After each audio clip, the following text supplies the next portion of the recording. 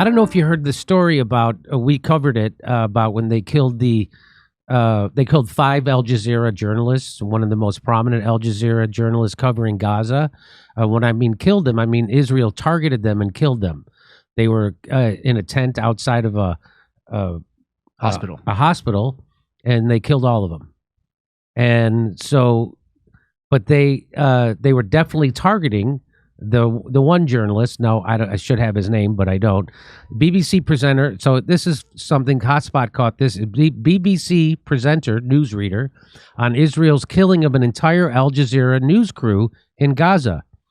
And want to hear what she says? As has been the issue throughout the war, there's the question of proportionality. The question of proportionality. Is it justified to kill 5 journalists when you are only targeting 1? Is it okay to kill 5 journalists when you're only targeting? Isn't that like saying is it okay to kill 5 babies when you're just targeting 1 baby? You're not supposed to target journalists. But somehow this BBC presenter is like, it's not proportional. If they were just killing the 1, it's okay. Yeah, it's not our precious Jamal Khashoggi, who is actually an intel guy.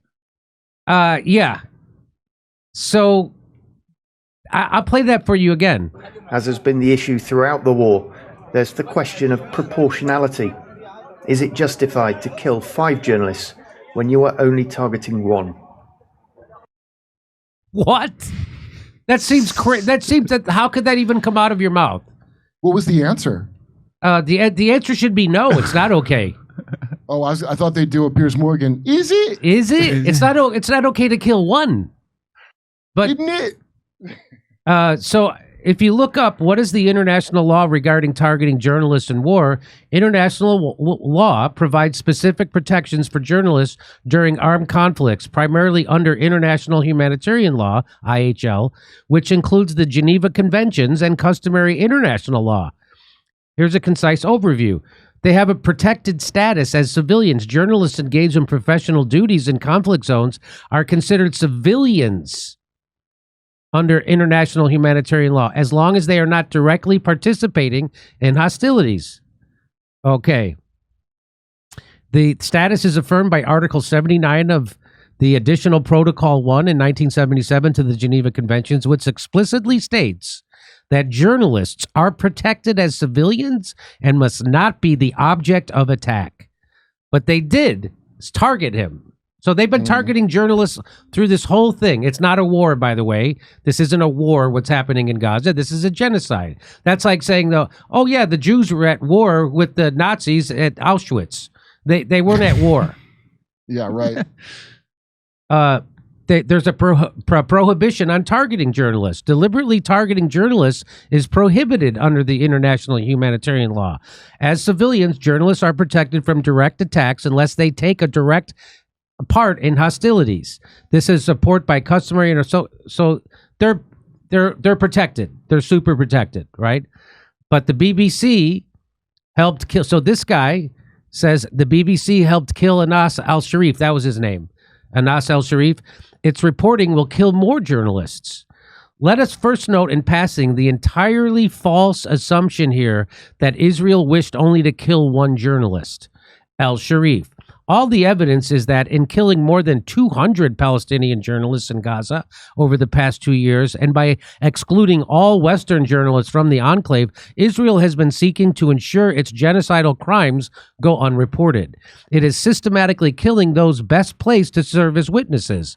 The all too obvious reason Israel wiped out the entire Al Jazeera press team at this moment is that the Israeli army is about to invade Gaza City and commit yet more such atrocities. But let us dig a little deeper. If you aren't deeply shocked by the BBC, a so-called public broadcaster, thinking it suitable to air the comment that we just heard, all the more so after Israel has killed more journalists in Gaza than in all major Western wars over the past 150 years. Consider this. Imagine that Israel finally allows Western journalists into Gaza after blocking their entry for 2 years. A team of 5 familiar BBC A team of 5 familiar BBC faces covering the region set up shop in Gaza and work out of an improvised studio inside the enclave.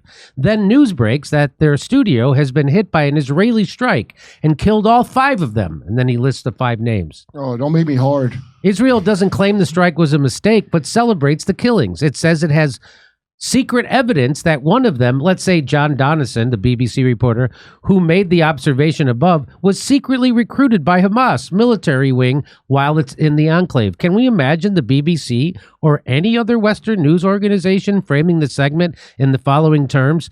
There's the question of proportionality. Is it justified to kill 5 BBC journalists when you were only targeting 1? We all know the answer. The coverage would rightly proceed from that fact that the Israel had killed 5 journalists, the latest in a procession of such media workers in violation of international law. Wait, hold on. They do that all the time. They kill foreign journalists that are not Palestinian all the time, and the West doesn't make a big deal Nobody about says it. In fact, they can traffic our kids. The tone would be one of utter indignation if it was BBC. So if it was a BBC guy talking about BBC reporters being killed by Israel, the tone would be one of utter indignation. The framing, again, rightly would assume there could be no possible justification for such an attack on civilians.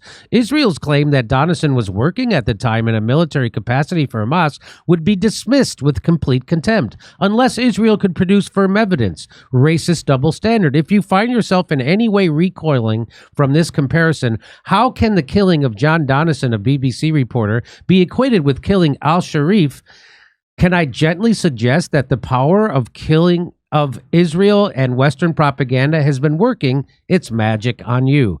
Israel's assertion that the award-winning reporter al-Sharif was really a Hamas commander while doing a sideline in journalism for Al Jazeera is no less preposterous than the claim that Donison might be doing the same for the BBC. For one thing, reporting a genocide as al-Sharif had been doing, especially when hundreds of your colleagues have been picked off by Israeli one by one, is more than a full-time job. It's a way of life.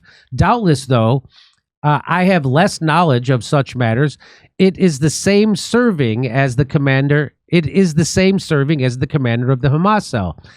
An army of Israeli drones are spying on the enclave 24 hours a day from the Gaza skies.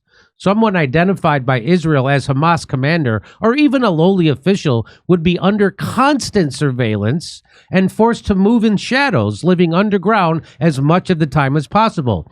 Similarly, every Palestinian's phone in Gaza is tapped by Unit 8200 and their calls stored on Microsoft servers.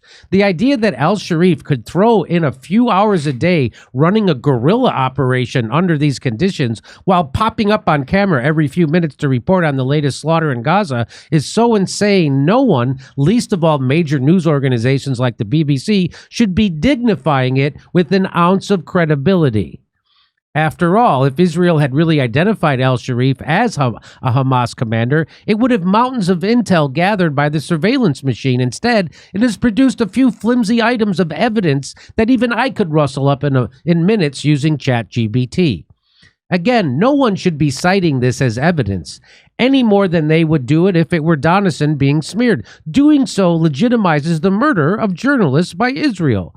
That is exactly what the BBC and the rest of the Western media are doing. And they are doing it because the journalists being killed are Palestinian. They are doing it because they are racist propagandists for a system of Western colonial control in the Middle East. But you counter, isn't it a fact that al-Sharif had worked in a period before? So anyway, you get it. Yeah.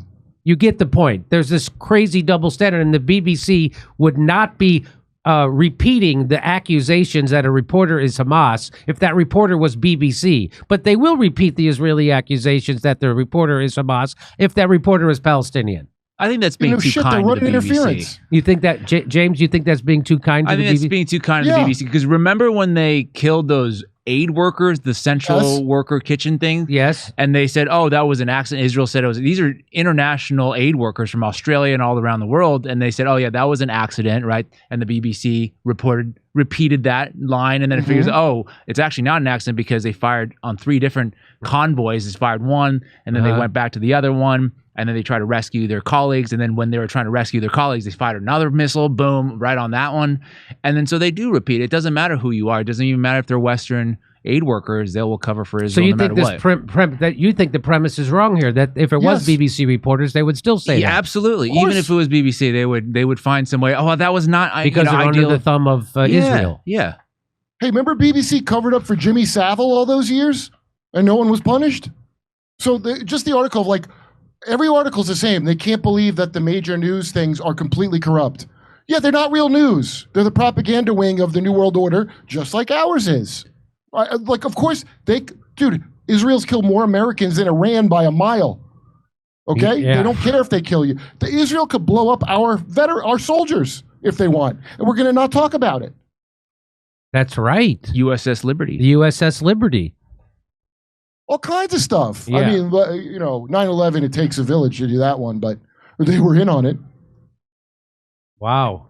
Okay, well, I thought that was pretty stunning what that BBC, even though it's still stunning to hear a BBC reporter say, is it okay to target 5 reporters if you're just trying to kill 5 of them if you're just targeting one? It's not okay to target a reporter. That's the weirdest thing. Why not? It's okay to jail a tweeter. Come see us on tour in Rutherford, New Jersey, New York, Edmonton, Calgary, Vancouver, Appleton, Wisconsin, Rosemont, Chicago, Louisville, Kentucky, and Fort Wayne, Indiana. Go to jimmydore.com for a link for tickets.